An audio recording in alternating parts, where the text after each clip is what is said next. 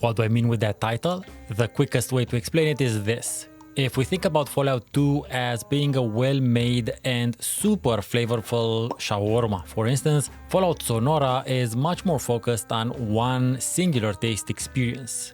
It is like a perfectly made medium rare steak. When you bite into it, you don't get the same flavor variety as you do with the shawarma, but it feels so much meatier, denser, thicker, because it's just that. You'll feel like you're playing a new old Fallout. Let's get into the details as to how and why. War never changes. Fallout Sonora is a standalone conversion mod for Fallout 2. Even though it feels much more like the original Fallout, it uses the Fallout 2 engine, and thank the atom it does so, because the quality of life features present in Fallout 2 really do make the gameplay experience so much less time consuming. The mod itself doesn't change a lot of the fundamentals. There are a couple of things here and there which I'll mention promptly, but what the mod does is design the world and rebalance its experience to make use of what was already in the Fallout 2 engine but supremely underutilized originally. Sonora changes the classification of some weapons, small guns becoming everything that shoots projectiles which can be wielded in one hand, while big guns becoming anything that needs two hands to be wielded, including sawed-off shotguns. An adjacent change is that of AP costs when firing said weapons. Default small gun shots will cost 4 AP, while default big gun shots will cost 6. This is different from the originals, where any default firearm shot would be 5 AP. Energy weapons include what would be considered both small guns and big guns. A laser pistol will cost 4 AP and a laser rifle will cost 5, while a laser Gatling will cost 6. In terms of traits, a couple of the classic traits got replaced with more thematic ones. The ever-popular Bloody Mess is replaced with Hot-Blooded, which does the same as Bloody Mess as well as allowing your character to understand and reply in Spanish. Night Person, possibly the least used of the traits on the list, got replaced by Villa Traditions, which decreases the amount of experience you gain by 20%, but it gives you 2 perks, Awareness and Educated. If you want my suggestion, I wouldn't take it. Awareness isn't that useful once you understand the 4 stages of Fallout health. Unhurt, wounded, severely wounded, almost dead. There you go, you're welcome. And Educated is a great perk, especially if you take it early, but even together with the useless awareness, they are not worth the decrease in XP. So I'd skip this one altogether and take Villa Traditions for your second playthrough once you know what you're doing. None of these changes really move the needle that much in terms of differentiating Sonora from the gameplay experience of the original Fallout. What does shift it massively though is how the modders rebalanced and designed Sonora to make use of the skills that were already present in the game. As someone who prefers to play high int or charisma builds so as to get as much lore out of a game as possible from the get-go, I simply have to start with the speech skill. This was pretty impactful in the original games, of course, but in Sonora you are incentivized to actually play a high int and speech build because you get XP rewards from exploring all your dialogue options. Exactly. The more different things you can talk to NPCs about, the more likely it is that the dialogue will conclude with you gaining some XP. This is something that existed in the original game. I can think of the very start of Fallout, where in Shady Sands, if you exhaust the dialogue options with the female sprite at the entrance, you'll gain a decent chunk of XP.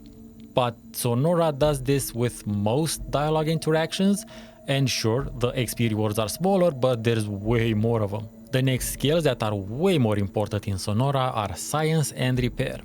And it's a good idea to tag them both because they kinda interact with each other.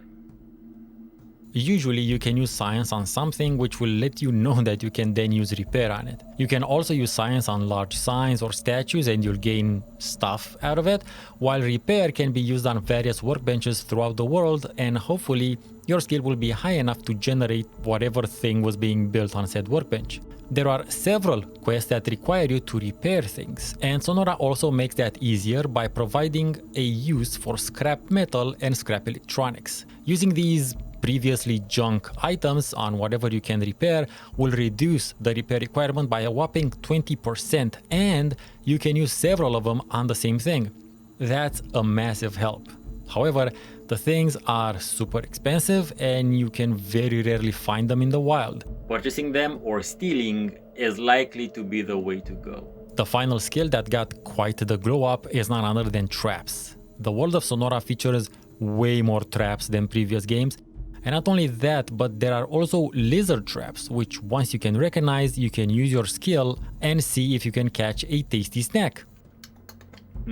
There are likewise way more uses for the doctor skill. Doctor's bags are super rare in the game, and whenever you find them, I suggest you hoard them because sooner or later you'll need to treat a crippled limb either for yourself or for one of your companions. There's even some unmarked sort of quests that you can solve with a high enough doctor skill, although a stim pack will do in those cases as well. There's even one proper quest which you can solve by giving a child chemotherapy. All that being said, by far the coolest thing you can do in Fallout Sonora is that you can use lighters to light lamps and particular battles. It's not that massive of a thing or really game impacting, but that type of interacting with the environment is what CRPG players like myself want. Sometimes we want the environment to react to us in a realistic way. It doesn't all have to be fireballs and info dumps. Quest solutions are usually well telegraphed, and if you may need some particular items to solve them, like a rope for instance, you are likely to find those items in the general quest area. You will have to do a fair bit of backtracking, but that is par for the course with open world CRPGs. What's an important tip I can give you is to talk to all NPCs at least twice. On the one hand, to make sure you accept the quest, which you should double check in your Pip-Boy as well. And on the other hand, because further dialogue lines will likely be available once you think you've exhausted them. The Desert of Sonora is a continuation of the Mojave towards the southeast. As such, it is farther away geographically from the general region of the state of California, which is where the first two Fallouts take place. Fallout Sonora starts in 2167. And the original Fallout starts in 2161, so we are 6 years after the events of the original Fallout, and 74 years before those of Fallout 2. The temporal situation is relevant to the setting because it will make certain aspects of it make sense, such as the presence of the followers of the Apocalypse, that of the Brotherhood of Steel, the Rangers, as well as some remnants of the Children of the Cathedral. There are, however, newer organizations as well, which makes Sonora into a truly unique Fallout experience, even if most of them are clear references to those from the original games. But I'll let you discover those on your own. The modders went way beyond the call of modding and got a composer to make new songs for it, which they interweaved with the original ones. The composer seems to have really gotten the ambiental sort of vibe that Mark Morgan created with the original 2 scores, and does a great job at summoning that similar type of atmosphere in their new creations.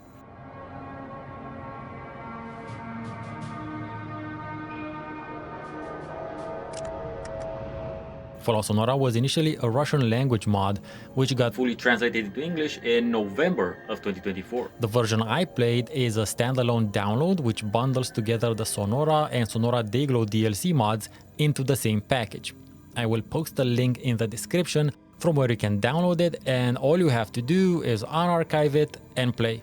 You don't need the original game or anything. By the way, for the Penguin aficionados out there, it works natively on Linux as well. I need to make it clear that Fallout Sonora will crash. The original Fallout still crashes occasionally, as I've noticed when I streamed it recently, but Fallout Sonora will crash much more often, as I've also noticed while streaming it.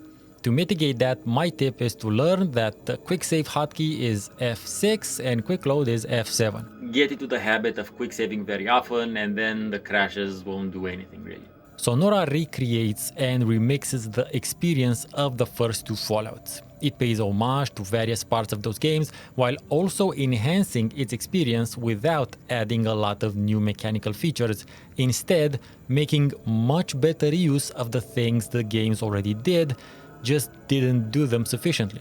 For those of you looking for a super solid old school Fallout experience that is neither of the first 2 games, Fallout Sonora is the thing you've been looking for. If you enjoyed this and you want to see more like it, click on the video on the left of your screen. If you'd like to support me, thank you. There's a link to Patreon on the right of the screen and my GOG affiliation link in the description. I've been Steven Nonsense, thank you very much for watching, and good luck out there.